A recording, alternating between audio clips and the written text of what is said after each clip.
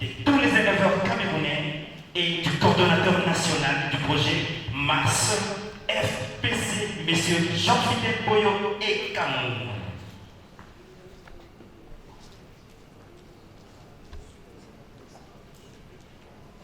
Acclamons.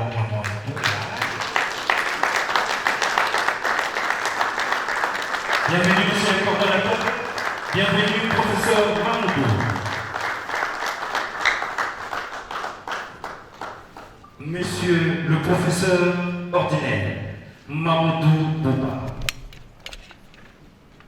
Distingués invités, nous sommes réunis dans cette salle pour un élément très important qui est juste l'évolution du projet Mars FPC et du projet de loi que nous avons fait ensemble. Aujourd'hui, deux éléments sont vraiment nécessaires. Les coordonnateurs prendront la parole en son temps pour nous donner juste en quelques lignes, en quelques grandes lignes, l'état d'évolution du projet et du projet de loi. Et après la signature de la convention, le professeur Mamoudou, professeur à l'université des Gaoundéré, représentant des éleveurs du Cameroun, prendra son tour la parole pour nous expliquer comment la vie se passe au Cameroun, précisément en ce qui concerne l'élevage. Bref, nous allons vous présenter ou faire la restitution de l'évolution du projet Mars. La majorité ici ont été avec nous et ont été toujours avec nous. Le projet que nous avons construit ensemble, il fallait faire la restitution à vous avant d'apporter le message à une dimension politique. Je ne saurais pas répondre tout, mais l'essentiel est de retenir qu'en tant que syndicalistes, nous avons réfléchi, nous les syndicalistes de la République démocratique du Congo, surtout de la fonction publique, comment trouver notre innovation pour aider les agents fonctionnaires de l'État à préparer leurs retraites. Donc nous sommes aussi agents fonctionnaires de l'État. De la même manière, nous défendons la cause nous défendons aussi notre cause. C'est dans cette optique qu'est créé ce projet Mars FPC, qui n'est d'autre que matérialisation de la revanche du sol sur le sous-sol, facteur de bénéfice économique pour les agents et fonctionnaires de l'État. Très chers cadres, c'est nous qui produisons pour l'État. C'est nous qui consolidons l'État. C'est nous qui faisons tout pour que l'État soit État. Sans agent, sans fonctionnaire, l'État ne peut pas être un État. Mais quel est notre sort pendant la retraite?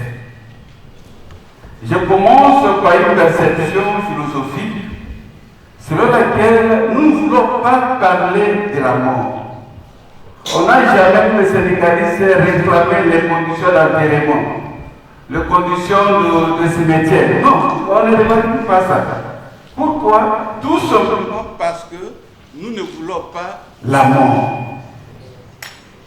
Nous ne voulons pas parler de la mort. Mais vouloir pas la mort est inévitable. C'est de la même manière que la retraite. On n'accorde pas assez d'intérêt pour parler de la retraite, pour pousser l'employeur à nous aider pendant la retraite. Regardons nos encadrés qui étaient les secrétaires généraux, les grands directeurs ici, depuis Mobutu jusqu'aujourd'hui, qui sont retraités. Quelle est leur vie, leur avenir? C'est pitié. Mais si nous regardons ces gens-là dans un état désagréable, nous aussi, c'est la même chose, voyons vouloir ou pas. Avoir la coupe politique, ou être plus intelligent, plus expérimenté, il aura toujours retraite. Même s'il y a quelqu'un parmi nous qui négocie à la fonction publique de ne pas être retraité, mais l'organisme lui-même va réclamer la retraite. Parce que l'âge va s'imposer. Tu peux avoir l'accord politique, mais cet accord politique ne va pas imposer l'organisme. L'âge humain va réclamer, non, ça ne va pas. Ça ne va pas, je vais quitter. Et nous voulons faire les choses autrement. Le président de la République, chef de l'État, nous a amené des innovations. Nous, je remercie et je félicite nos aînés de l'INAP qui se sont battus pour que nous puissions arracher la semaine anglaise. C'est l'effort, la contribution du syndicat. Oui. Mais pour faire quoi? Est-ce que la semaine anglaise, c'est pour faire l'ambiance? Est-ce que c'est pour aller enterrer les morts? Est-ce que c'est pour la distraction?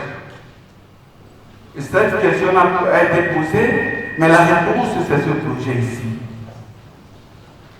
La semaine anglaise, elle nous permettra, nous, de nous organiser par rapport à ce projet. On veut ici initier, accompagner les agents et fonctionnaires de l'État. On va les faire ici parce que d'ailleurs on ne maîtrise pas assez par rapport à vous.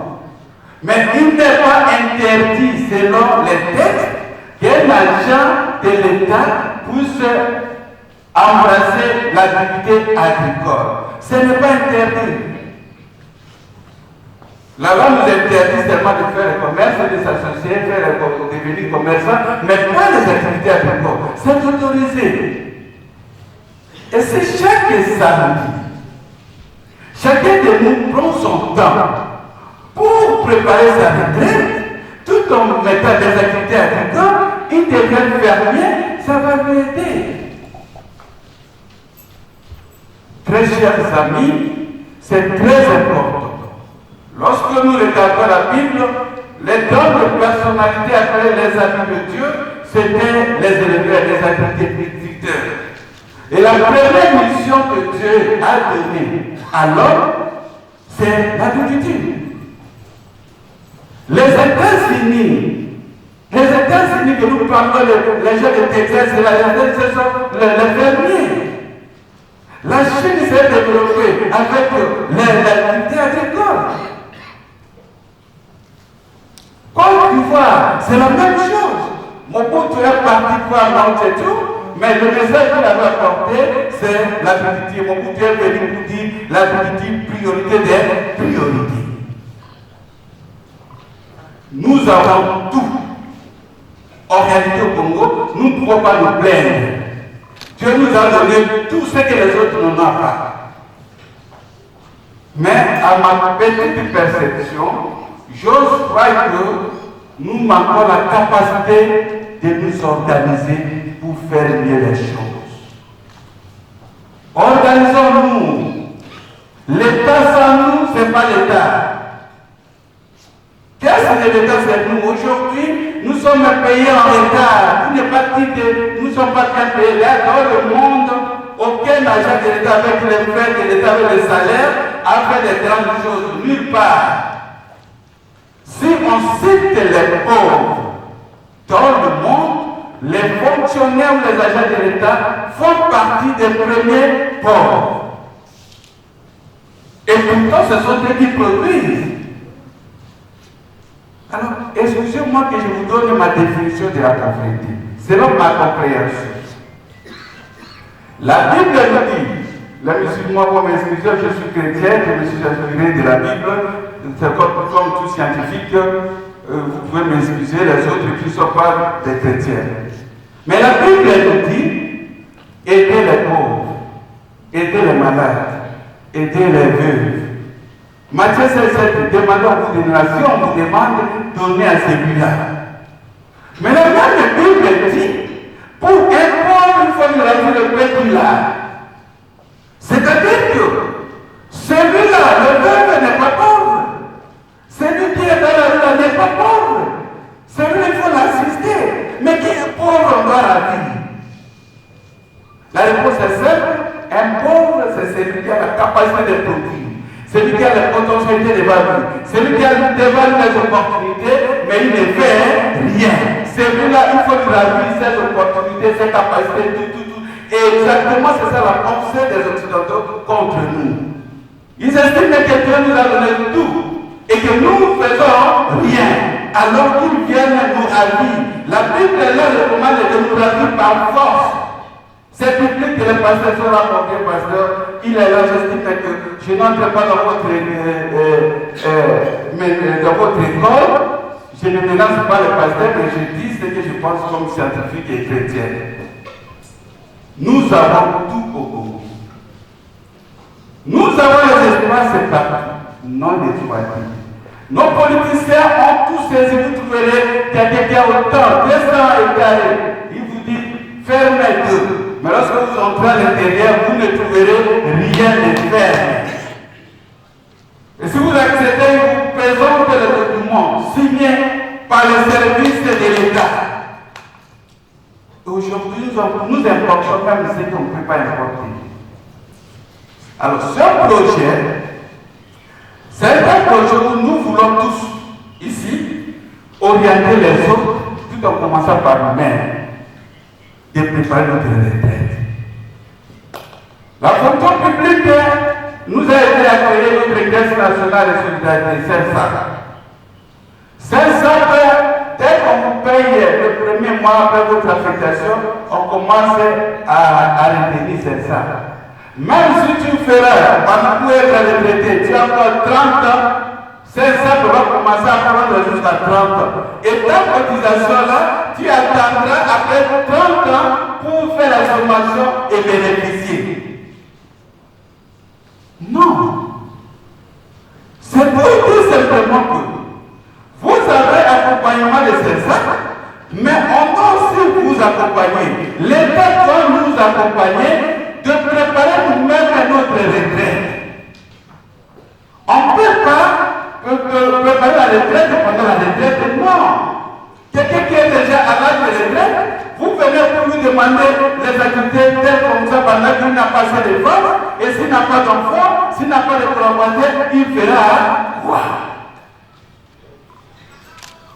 Très chers amis, très chers éditeurs, les aînés, les directeurs, ce que nous pouvons demander à notre gouvernement, à notre président de la République, comme un cadeau, c'est d'accompagner tous les agents et fonctionnaires de l'État à la retraite. Ça sera le meilleur des cadeaux que le président de la République peut nous faire. Si chacun de nous commence à produire, le marché sera inondé. Tout va diminuer, les coûts. Vous savez que Kinshasa est la deuxième ville la plus chère d'Afrique. Lorsque vous consultez les économistes, ils vont vous dire que la vie à Kinshasa, c'est plus cher parce que nous sommes la deuxième ville la plus chère en Afrique. Nous importons tout, sauf rien. Nous avons la capacité. Nous avons la capacité pour faire des bonnes choses. Donc, dans le cadre de ce projet, nous estimons que si nous avons l'accompagnement du gouvernement, cela nous permettra nous de produire. Si vous travaillez, vous devez avoir l'assurance sociale. Si je parle de social ici, je vois l'alimentation, soins médicaux, scolarisation. Mais si nous attendons seulement les salaires, mais ça ne va pas aller. Avec les retards, avec la guerre de l'Iran et avec les États-Unis, voulant pas les années ici, 10 à 15 ans, on sera toujours dans des difficultés systémiques. On ne peut pas échapper à la vérité. Organisons-nous. Organisons-nous. Avec nos petits efforts, avec le peu de moyens, on aille à réunir les directeurs d'études et planification. Moi, je vous dis ici, parce que la conception est syndicale, mais le développement n'est pas seulement syndical. Et avec le directeur d'études et planification, on avait fait ce projet pour ceux qui n'ont pas assisté dans ces assises. Et nous avons aussi analysé que nous avons choisi l'activité agricole. Mais ce projet, retenez que ce projet est source de conflits juridiques. Pourquoi? Nous parlons des agents de l'État. Les agents de l'État dépendent de la fonction publique, la loi de la fonction publique. Maintenant, nous voulons faire la reconversion classique dans le domaine agricole. Mais la fonction publique n'a pas le domaine agricole. Dans le domaine agricole, vous avez le ministère de l'Agriculture qui a aussi sa loi. Vous avez pêche et l'élevage qui a aussi sa loi. Développement rural, c'est moi ici. Et parce qu'il y a des secteurs agricoles, vous avez le ministère des Transports qui intervient pour ne pas oublier le ministère de l'économie, plan, finance, budget. C'est source de conflits juridiques. Raison pour laquelle, avec le directeur d'études et planification qui ont été avec nous, nous avons élaboré un projet, avant-projet de loi. Cet avant-projet de loi, c'est par rapport à la reconversion classique. Nous voulons que la préparation de la retraite soit coulée dans une loi pour donner les privilèges et les avantages aux agents fonctionnaires de l'État. Et deuxième raison, pour gérer ce conflit, il faut qu'il y ait une autre loi. Dans notre analyse, on avait deux possibilités. Solliciter un député pour qu'il porte, soit solliciter carrément le gouvernement. Mais nous avons choisi à l'époque, saisir directement le gouvernement, pour éviter que dans la pratique, il n'y ait pas de problème. Si nous constatons bien, selon les relevés historiques, les lois qui ne sont pas plus appliquées, ce sont les lois qui sont initiées par le député et un groupe des experts. Mais majorité, la plupart des majorités des lois proposées par le gouvernement sont toujours mises en pratique. Parce que le gouvernement tient aussi compte de la vie pratique.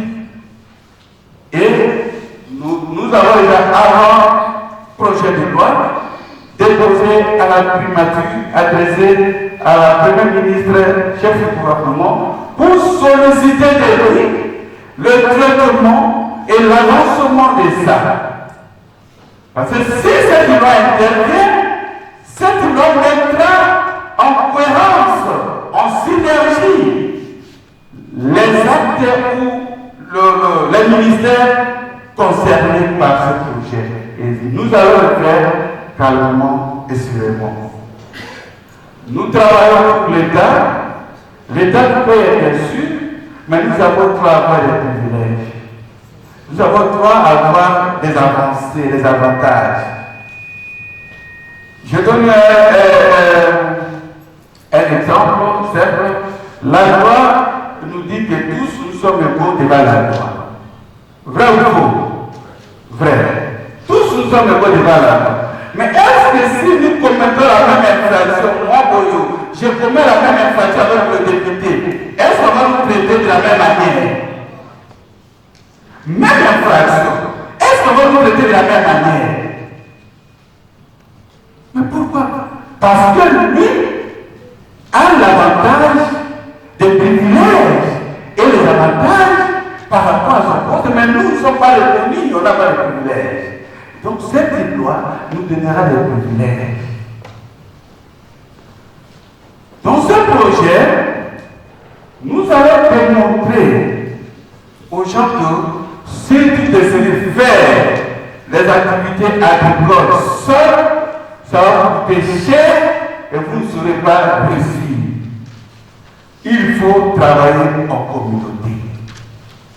Les directeurs qui sont avec nous ici peuvent s'arranger. Donc, tel programme, c'est que faire intervenir tel domaine. Et il y a une mutualisation. Vous arrivez dans un secteur, vous avez seulement 5 hectares, mais vous avez besoin de tracteurs. Seulement pour 5 hectares.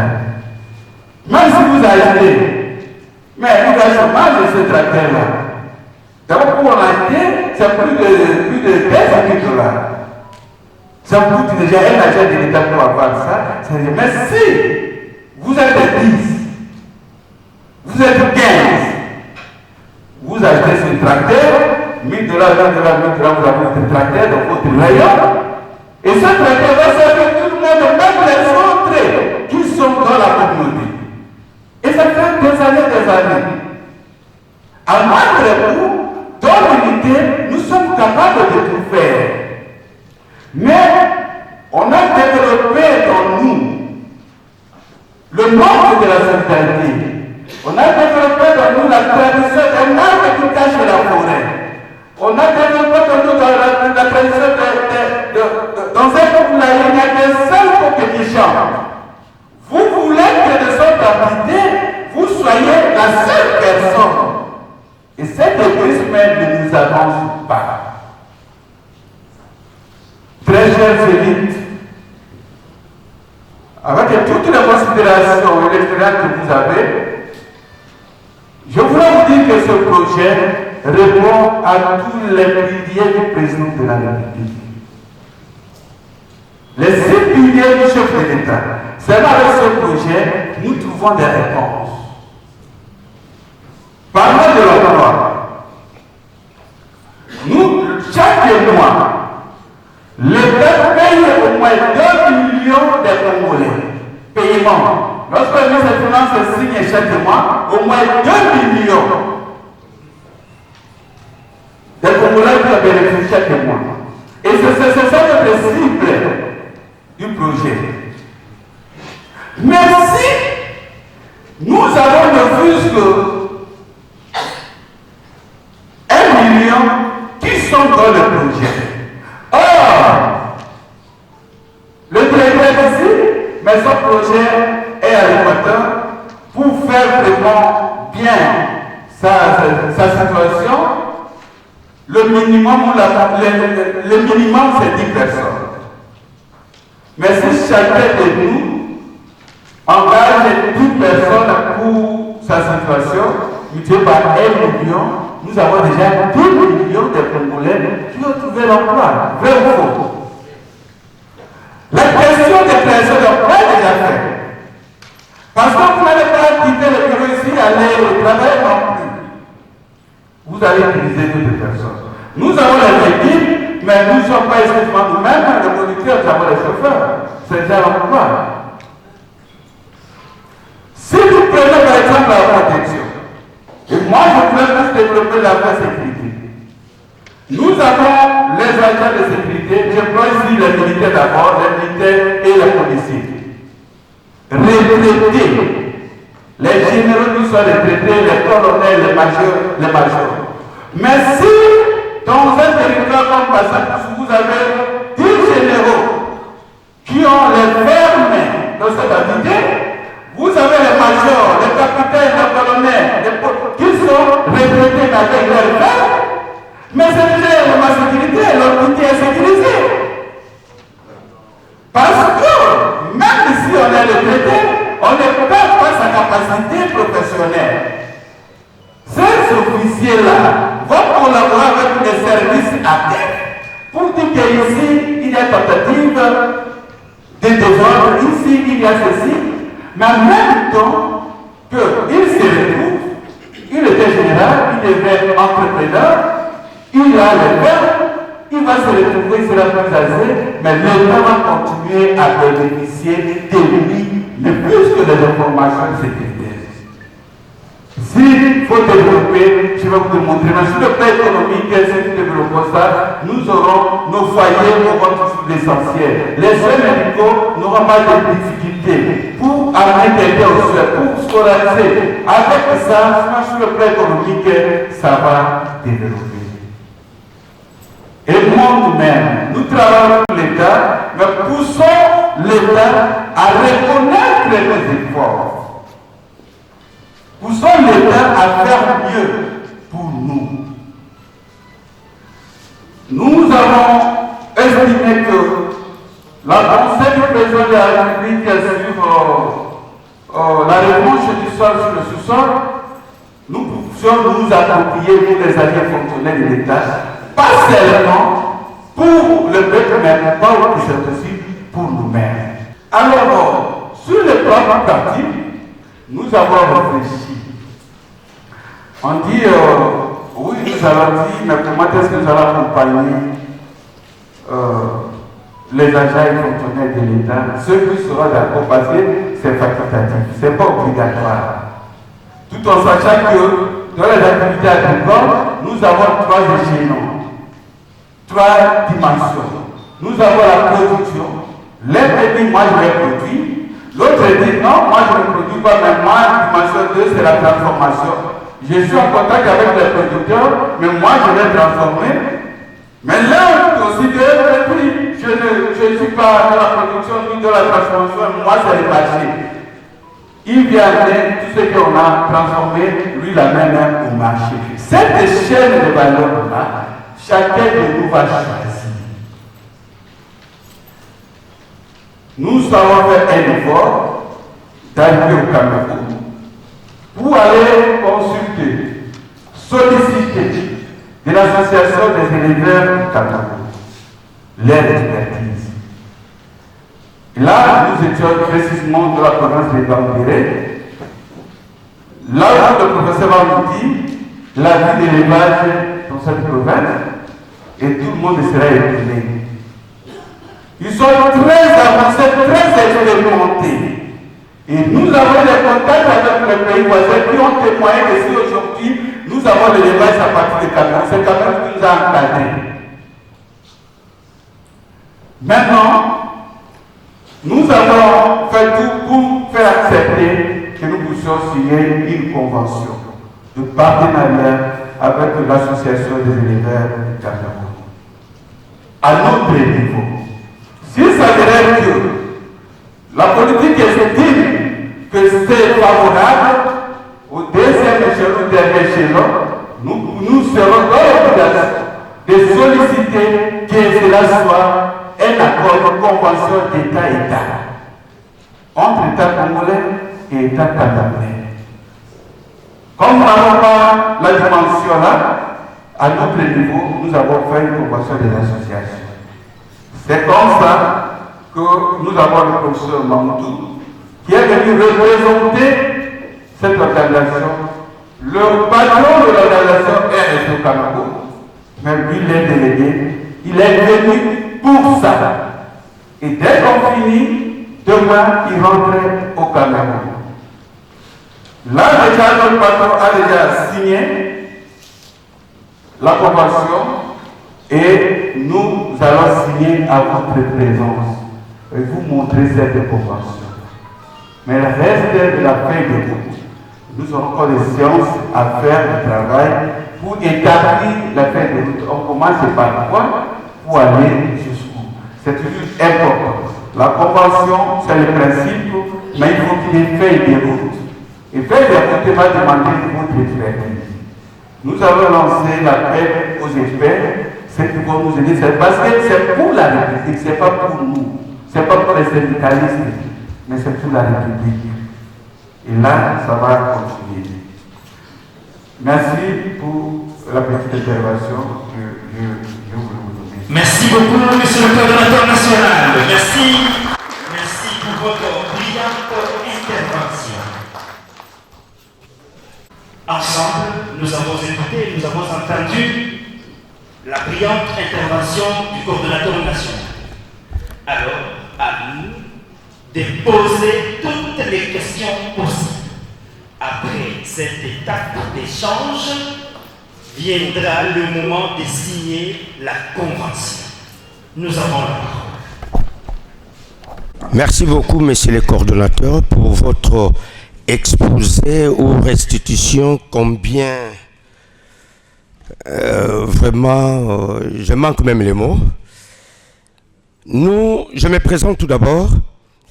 Je suis le directeur chef de service de la direction de la sécurité sociale. J'évolue au sein du ministère de la santé publique, hygiène et prévoyance sociale. Nous sommes vraiment intéressés, mais vous avez dit les problèmes des lois. parce que vous avez vraiment raison. La première des questions est de savoir,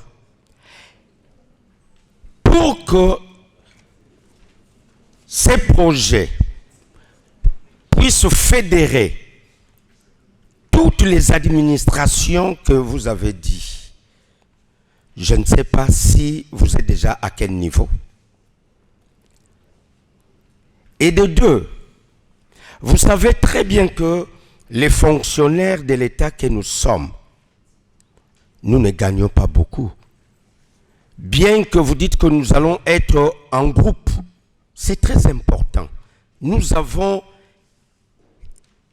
une dimension de terre érable, comme le président de la République lui-même dit, nous devons les transformer.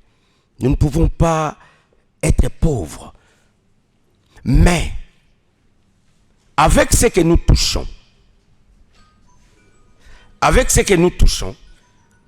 c'est un peu difficile. Pour combien d'années pour nous cotiser pour avoir un tracteur neuf?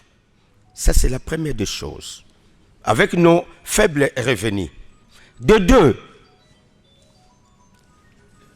est-ce que vous avez déjà ciblé là où vous allez répartir toutes les administrations pour que chacun sache, j'ai ma portion de terre que je vais commencer à utiliser chaque samedi pour les rentabiliser.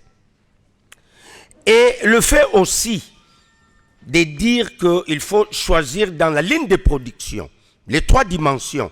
Moi, je serai dans la transformation au marché et comment cela va se faire. Merci beaucoup. Non, je vais arriver. Je cite. Maintenant, ce qui est très important, puisqu'on ne veut pas, on y est là et on vient, on vous chasse. Vous connaissez notre pays. Il faut qu'il y ait cette loi.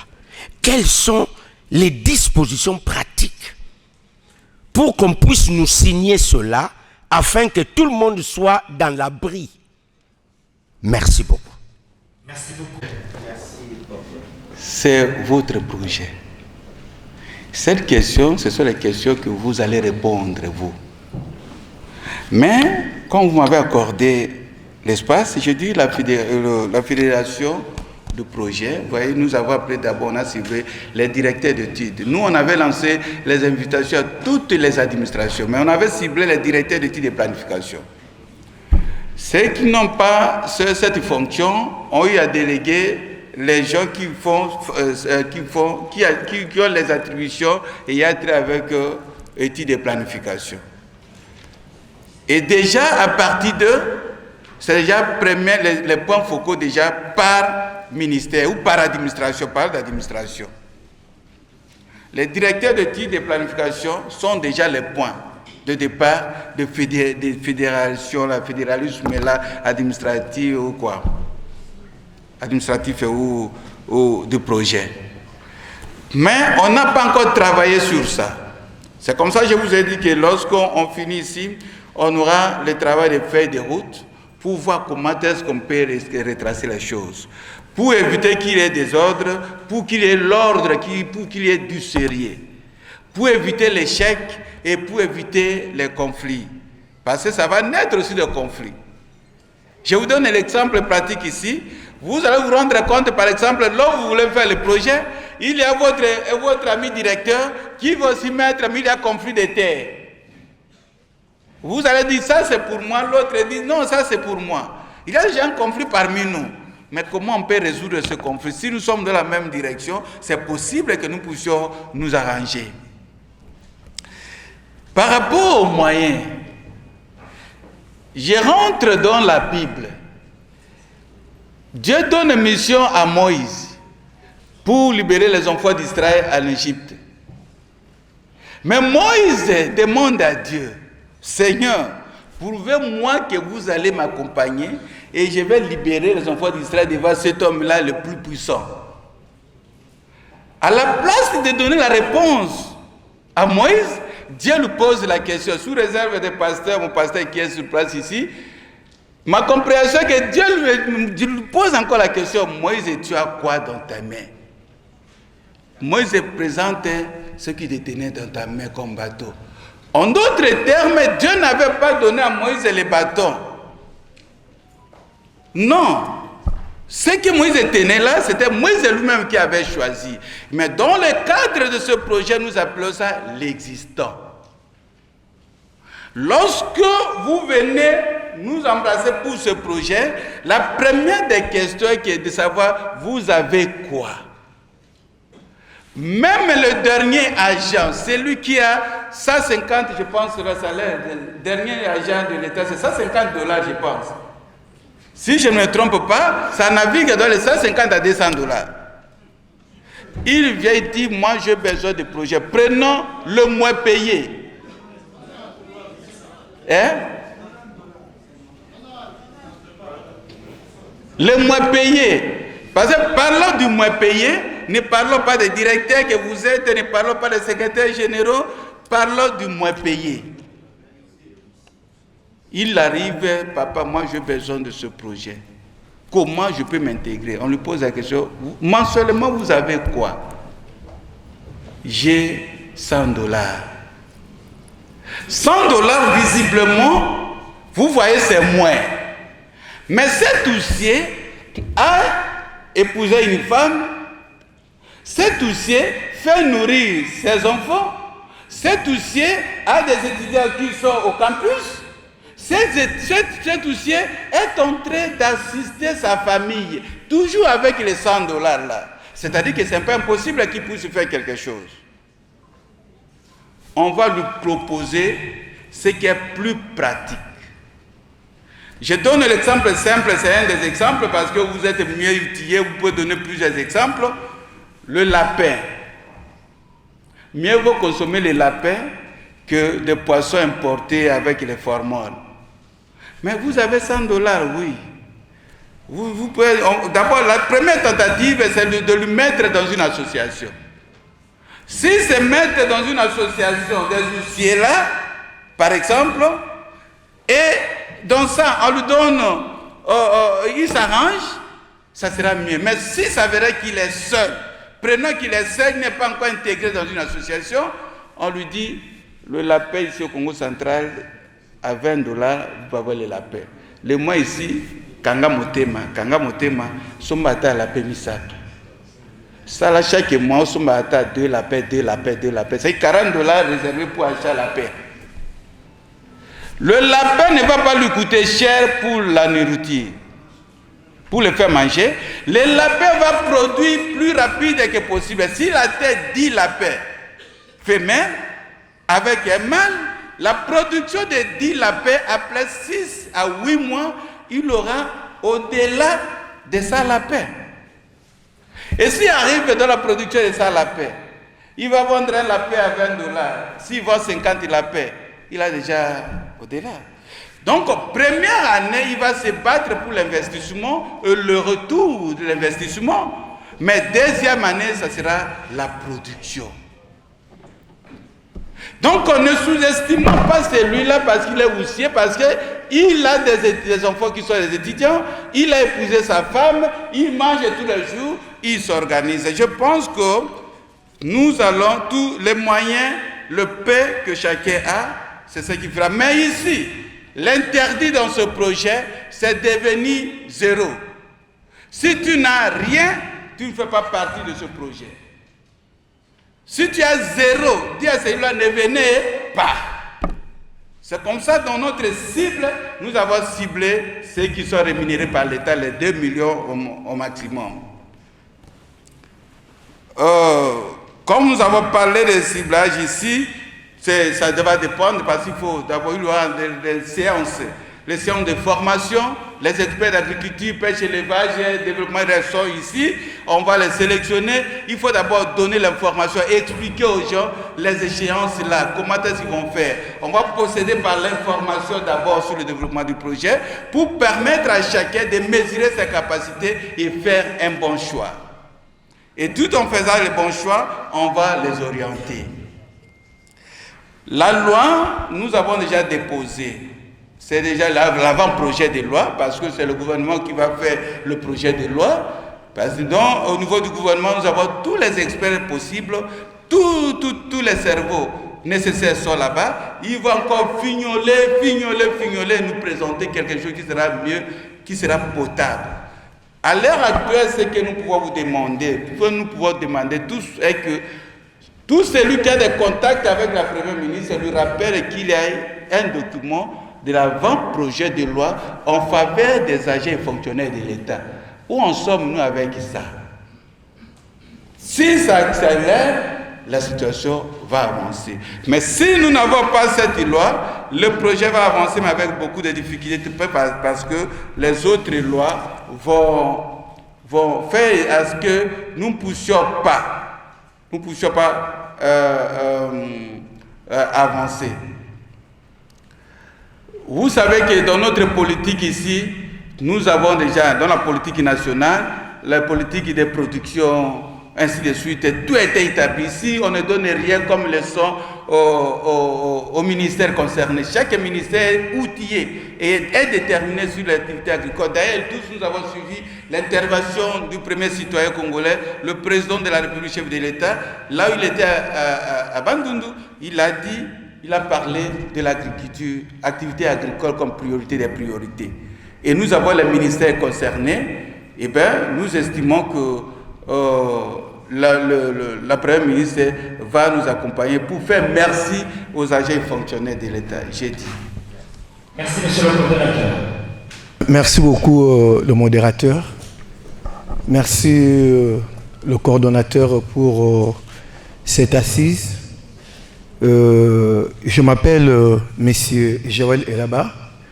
Je suis le chef de bureau à la direction multilatérale du COMESA au secrétariat de l'intégration régionale. Je vous ai bien suivi. J'aimerais savoir si vous avez, parce que nous tous ici nous sommes des fonctionnaires, est-ce que vous avez, avec ce que nous touchons et de ce que nous gagnons, est-ce que vous êtes sûr que si aujourd'hui on arrive à accepter le projet et que le projet soit ratifié? Parce qu'il y a la question de directeur, je pense que c'est comme si vous n'avez pas bien répondu à cela. Et le directeur a voulu savoir si vous avez déjà en amont trouvé un endroit ou un terrain qu'une fois que le projet est ratifié, et vous allez commencer à octroyer ça aux agents et fonctionnaires de l'État, parce que vous avez parlé de 30 millions. Quand nous voyons ici à Kinshasa, ou à la périphérie de Kinshasa, toutes les terres qui sont ici, c'est déjà acheté par les Indiens, par les Libanais, par les politiciens et les députés de notre pays. Est-ce que ce projet sera réalisé dans des provinces ou ça sera réalisé ici à Kinshasa, ou Kinshasa sera une province pilote pour cela? Et ma deuxième question est de savoir, comme j'ai dit tantôt, que nous sommes des fonctionnaires, nous ne gagnons pas plus. Est-ce que vous avez pensé au crédit, à moindre frais, qu'aujourd'hui, une fois c'est OK, voilà, on va donner la terre ou des terres aux fonctionnaires, 1 hectare, 2, 3 hectares, tout consort, et est-ce qu'il y aura un accompagnement, le crédit? Vous venez de parler, quelqu'un qui touche $100, il peut acheter de lapin. Vous oubliez qu'en achetant le lapin, il faut l'aménager. Avec les $100, il sera possible d'aménager le lapin et de faire tout ce qui se demande. C'est ça mon problème et ma question, ma préoccupation. Merci beaucoup. À exploitation agricole.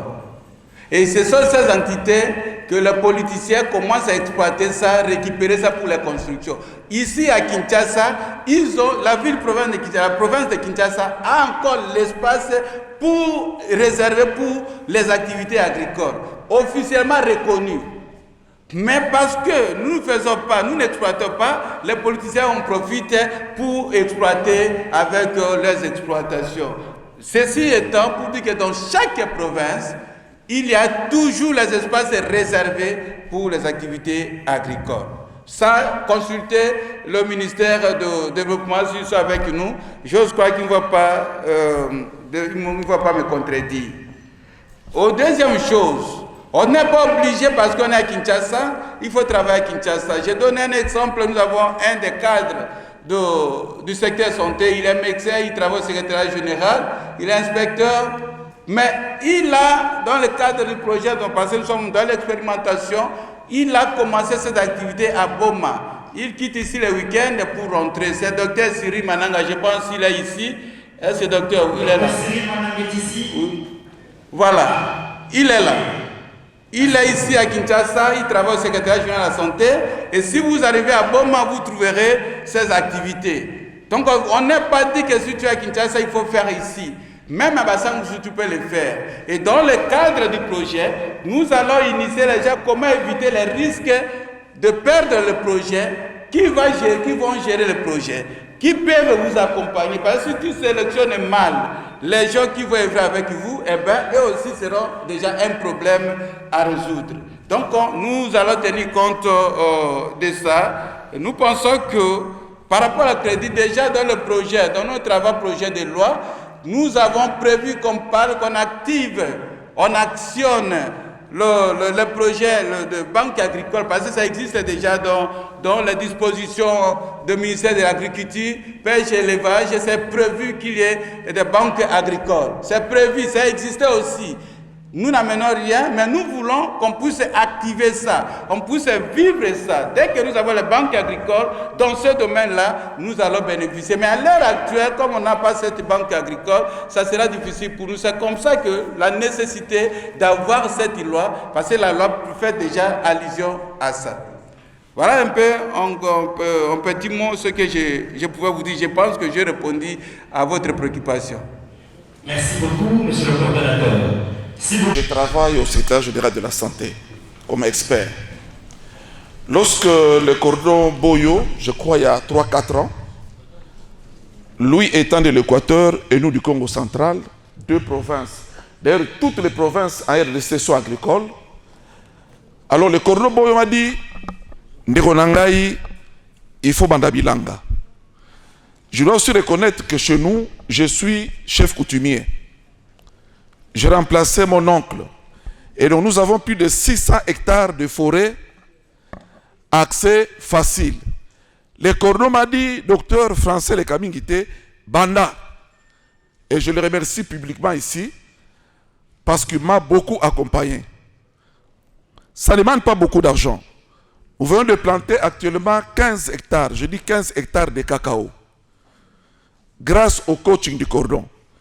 C'est de prendre les cabosses de cacao, réunir quelques jeunes gens au village, ils font la pépinière pendant la saison sèche, et dès qu'il commence à pleuvoir, chez nous au Congo central, octobre-novembre, nous plantons.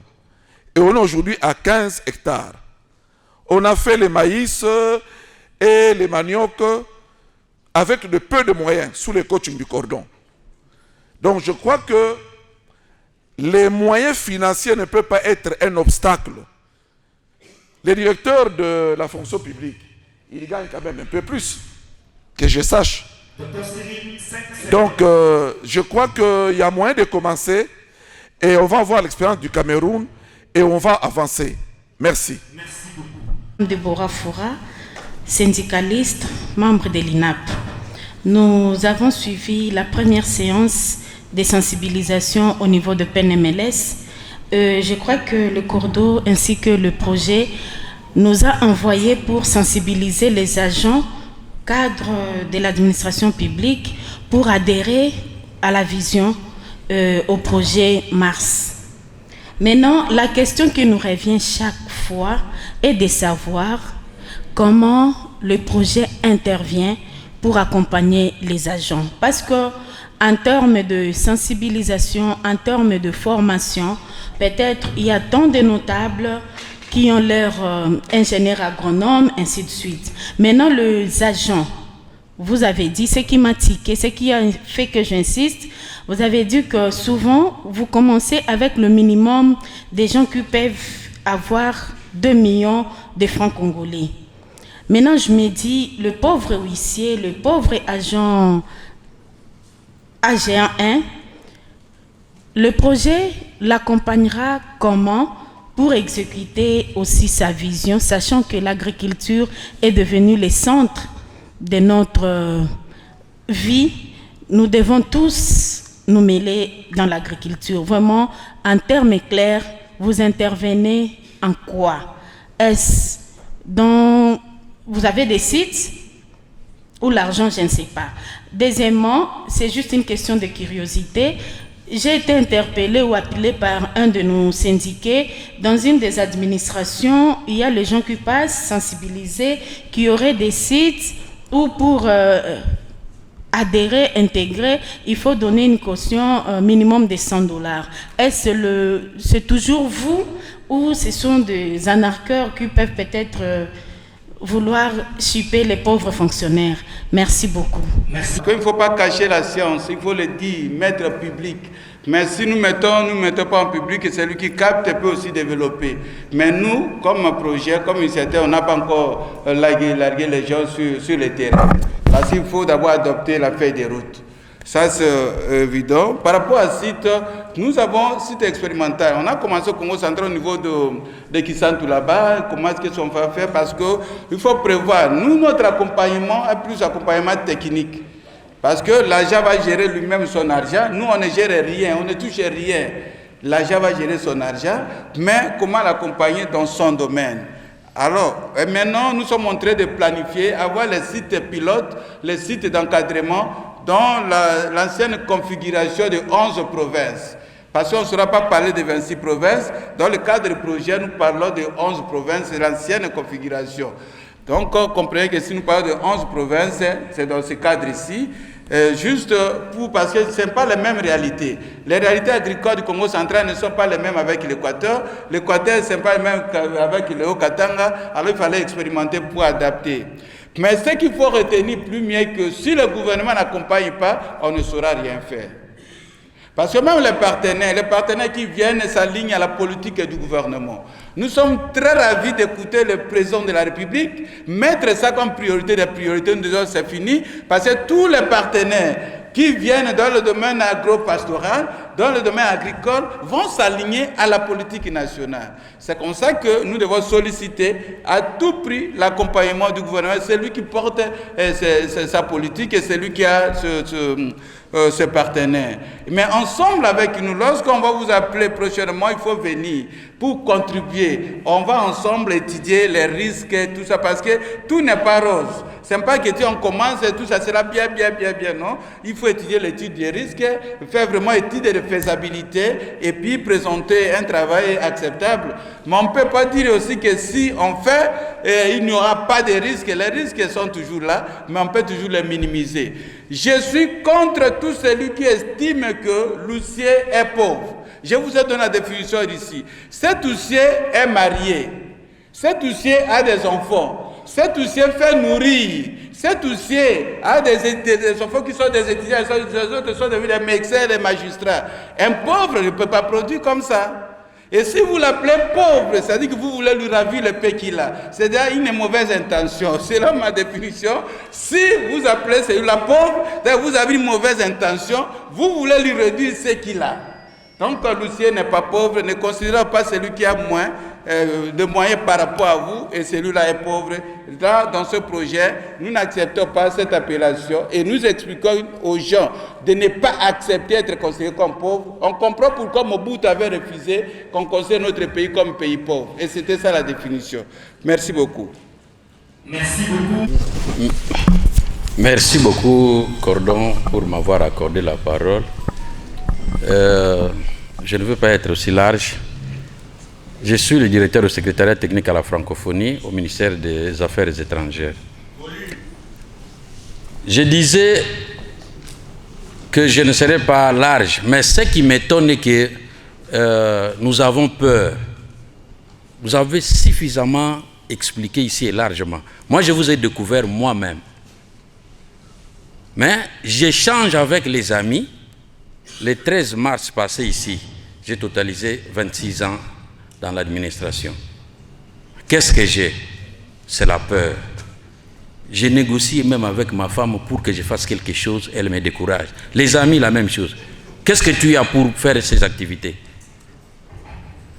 Nous sommes naïfs. Vous voyez ailleurs, on rassemble les sols, on les fertilise, on met même dans les sacs et on produit le tubercule. Vous en savez quelque chose. Pour ne pas avoir peur continuellement, vous l'avez dit, qui est pauvre? On a des enfants avec les miettes qu'on a. Mais on ne peut pas penser à ces 3 dimensions ici. On n'a pas dit que tout le monde doit être en brousse pour aller chaque samedi non plus. On peut se lancer même des 3 dimensions là. Avec les miettes, vous achetez, vous revendez, et les sols aussi, il y a négociation. Si les gens n'ont pas des informations, on négocie. On négocie avec ceux qui ont des sols et quelques portions de terre, on produit, et les sols, il y a la production de 3 mois, de 6 mois et autres. Et c'est de la même manière avec l'élevage.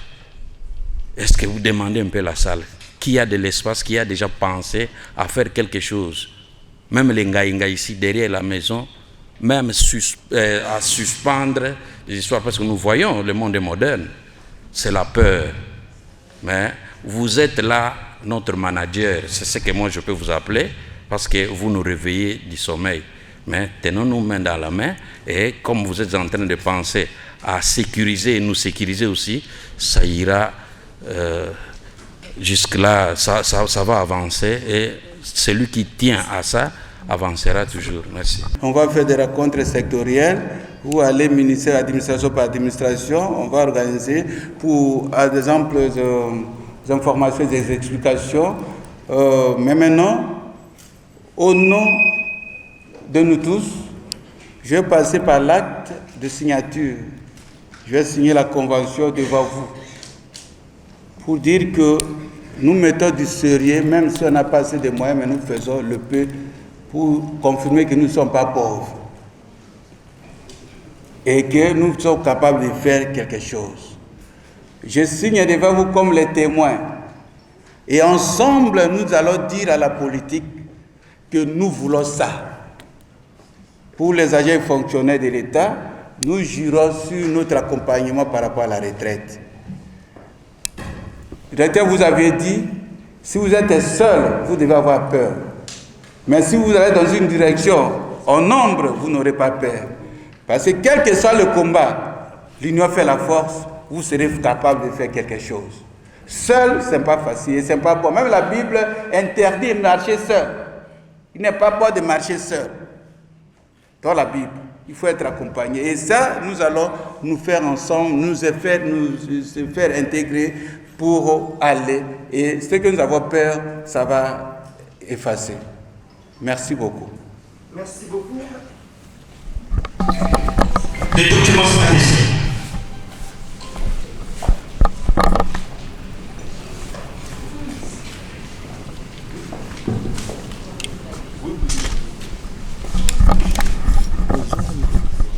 Monsieur le coordonnateur national, devant vous, sur votre table, vous avez la convention de partenariat stratégique. Merci.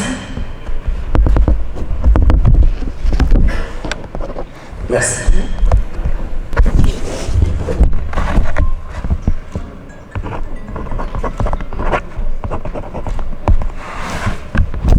Merci beaucoup, monsieur le coordonnateur, pour avoir signé cette convention de partenariat.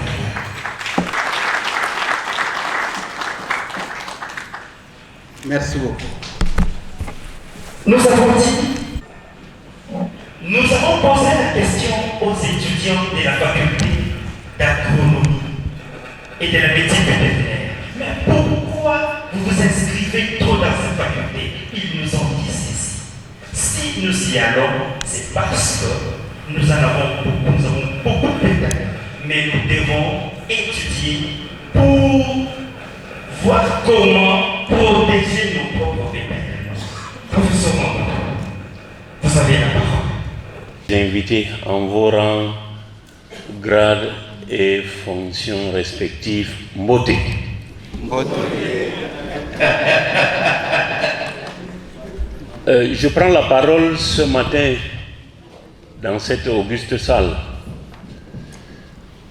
pour non seulement représenter l'Association nationale des commerçants à bétail du Cameroun, mais aussi en tant qu'universitaire. Alors le modérateur l'a dit, je me nomme professeur Mahmoudou Bouba, je suis professeur d'université, mais en même temps j'ai une deuxième casquette, je suis éleveur et vendeur à bétail.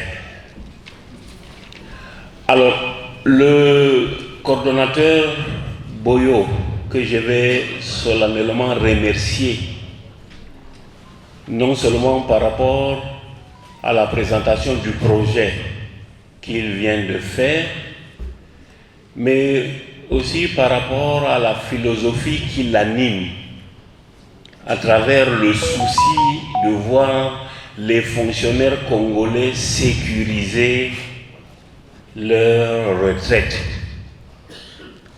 C'est dans cette optique, en vue de maturer le projet Mars, dont il vient de nous faire l'économie, qu'il a séjourné en Ngaoundéré, dans la région de l'Adamawa au Cameroun, pour solliciter l'accompagnement de l'association dont je fais partie, Association nationale des commerçants à bétail du Cameroun. Je tiens à dire que le choix porté sur Ngaoundéré n'est pas fortuit. Le Cameroun a 10 régions. La région de l'Adamawa, dont Ngaoundéré est capitale, est le réservoir bovin de l'Afrique centrale. En termes de chiffres, la région de l'Adamawa, dont Ngaoundéré est la capitale, a environ 3 millions de têtes de bœufs. Et il n'y a que 2 millions de population. Donc, les bœufs sont plus nombreux que les êtres humains. Voilà. Dans cette région. Il y a une surpopulation bovine. Et la région de l'Adamawa, à elle seule, concentre entre 40 et 50% des bœufs de tout le Cameroun. La région de l'Adamawa, dont Ngaoundéré est la capitale,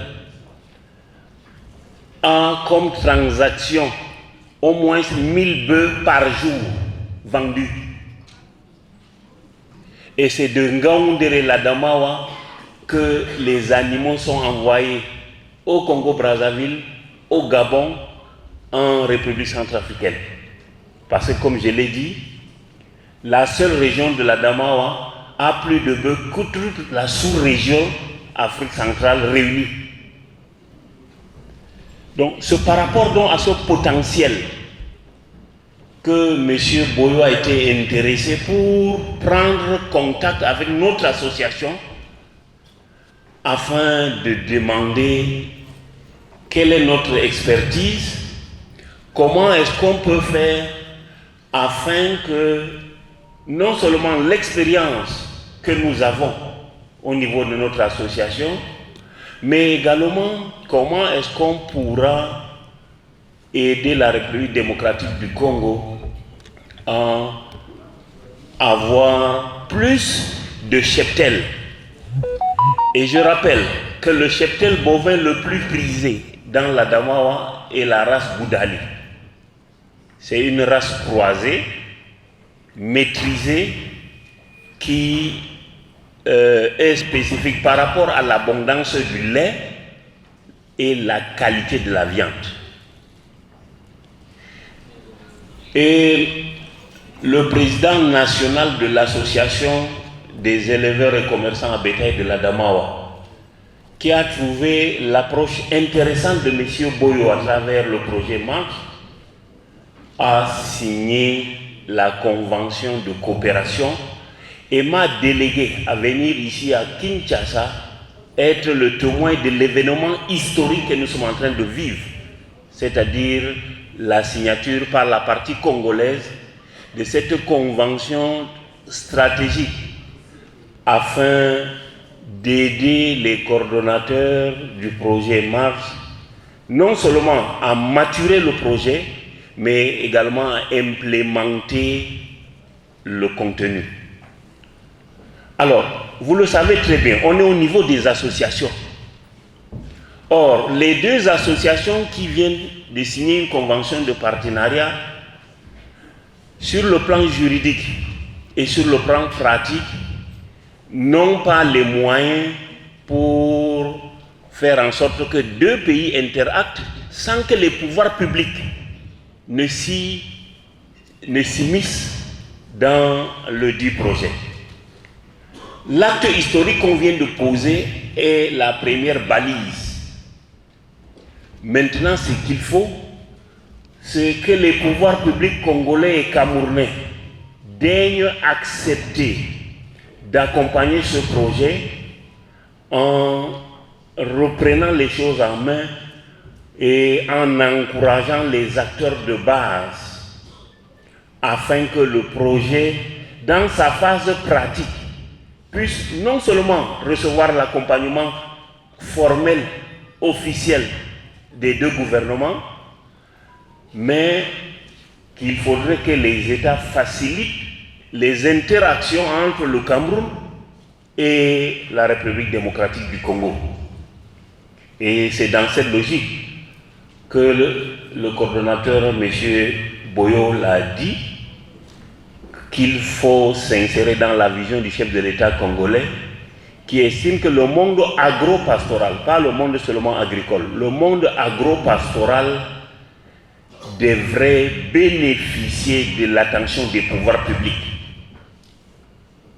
Vous le savez très bien, la fonction publique, que ce soit au Cameroun ou ici en République démocratique du Congo, non seulement elle n'emploie pas beaucoup, c'est-à-dire au prorata de la population, on se rend compte que c'est peu de personnes qui appartiennent à la fonction publique, mais aussi il faut songer à sécuriser l'après-retraite.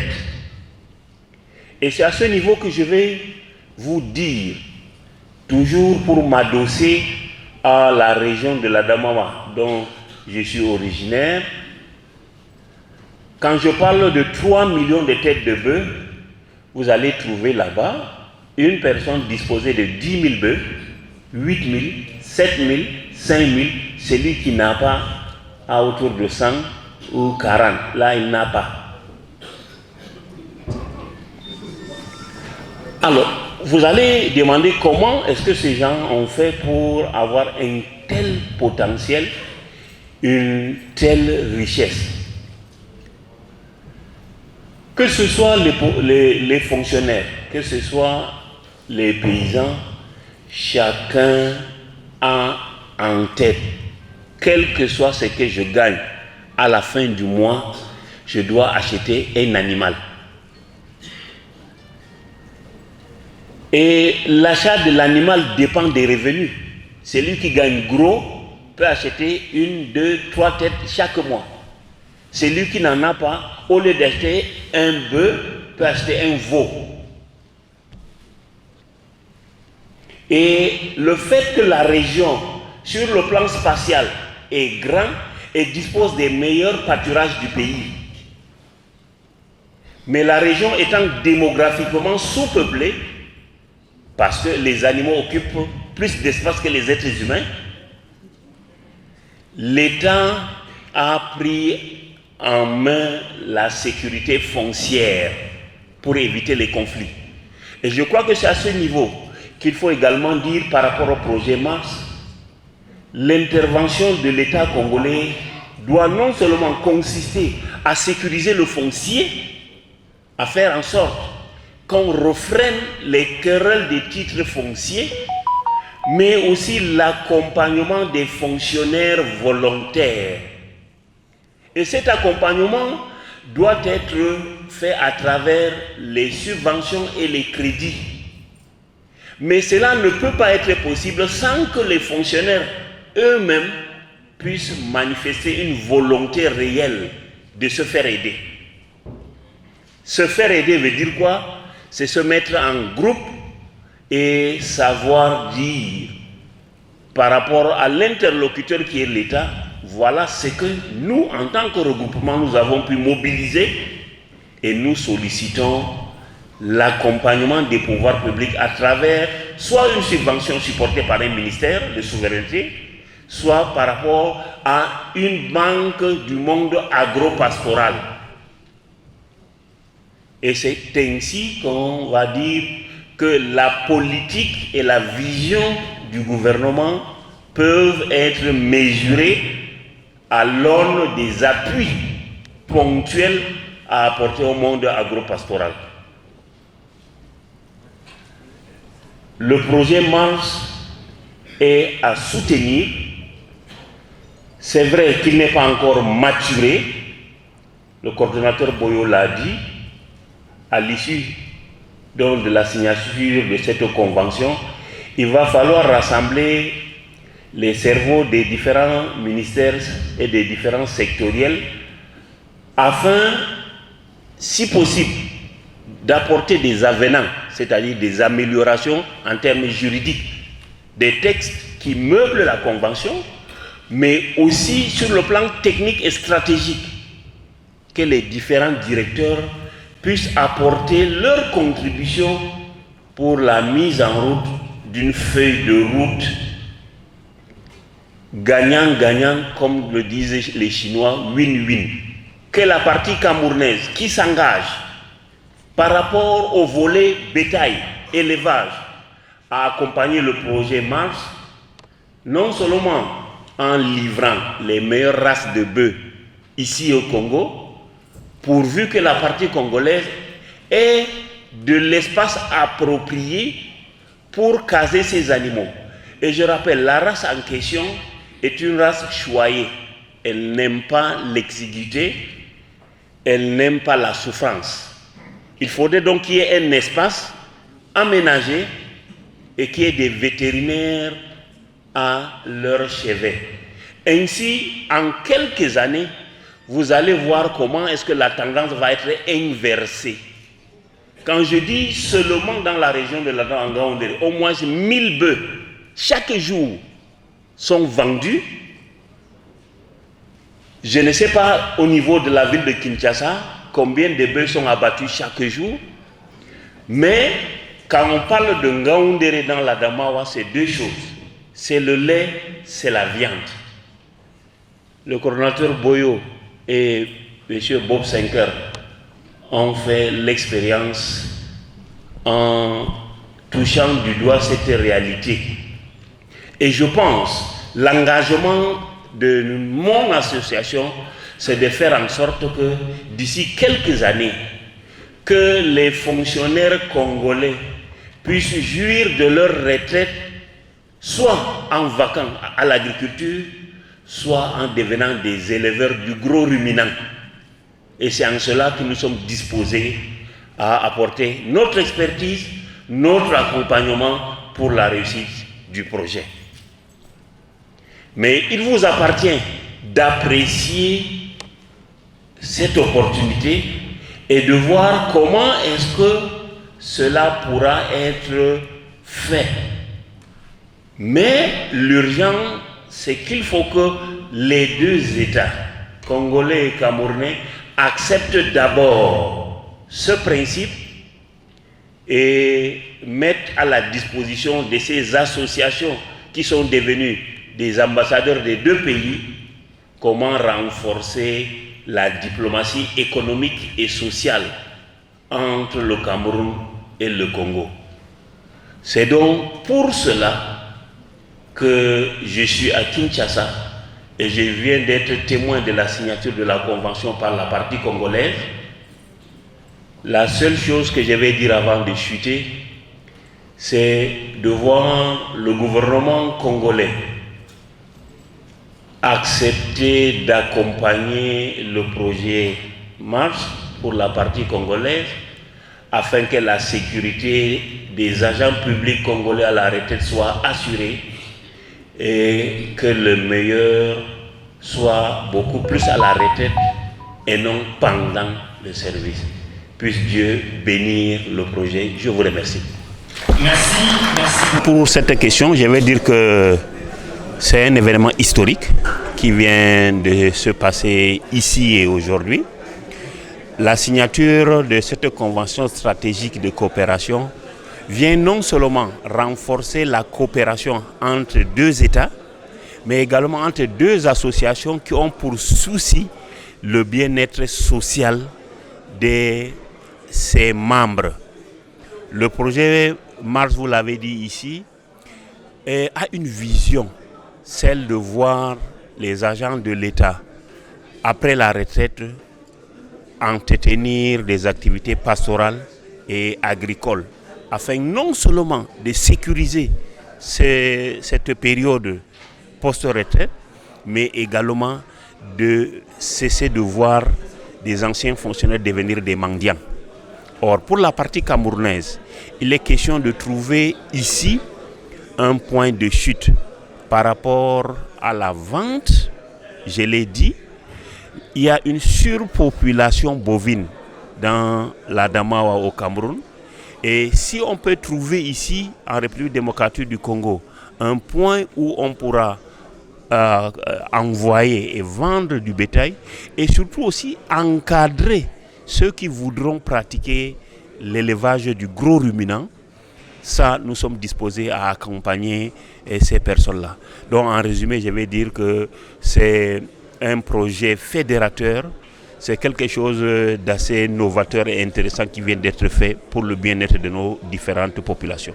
Retenu aujourd'hui, il était question de présenter la restitution évolutive du projet Mars, qui n'est autre que matérialisation de la revanche du sol sur le sous-sol, facteur bénéfice économique pour les agents de santé de l'État en République démocratique du Congo. L'événement que nous avons vraiment présenté aujourd'hui, c'est la signature de la convention stratégique entre le projet Mars et l'association des éleveurs du Cameroun.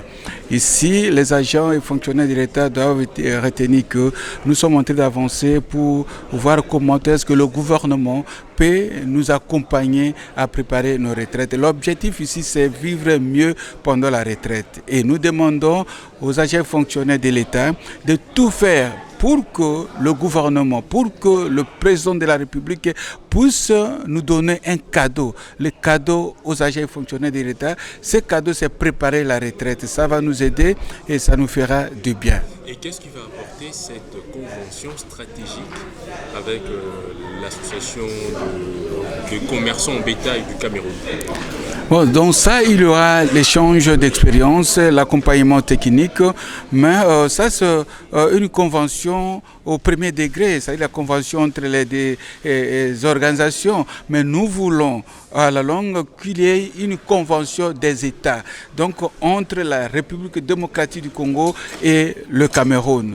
Parce qu'à ce degré, à ce niveau politique, ça va rassurer aux agents fonctionnaires de l'État que leur accompagnement à la retraite ou leur accompagnement pour la retraite sera garanti. En d'autres termes aussi, nous sollicitons de la Première ministre la libération ou l'avancée de l'avant-projet de loi sur ce projet.